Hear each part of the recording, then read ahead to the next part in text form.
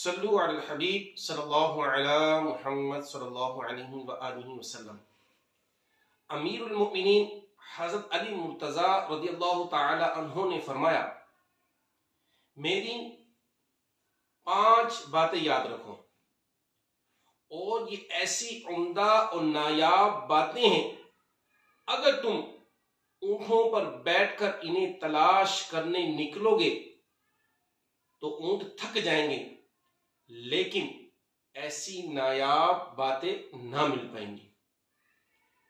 Number 1، بندہ صرف اپنے رب سے امید رکھیں۔ نمبر 2، اپنے گناہوں کی وجہ سے ڈرتا رہے۔ اور نمبر 3، ناواقف ان کے بارے میں سوال کرنے سے نہ شرمائے۔ اور نمبر 4، اگر عالم کو کوئی علم کا مسئلہ معلوم نہ ہو تو واللہ اعلم، یعنی اللہ پاک بہت زیادہ علم جاننے والا ہے، کہنے سے نہ گھبرائے۔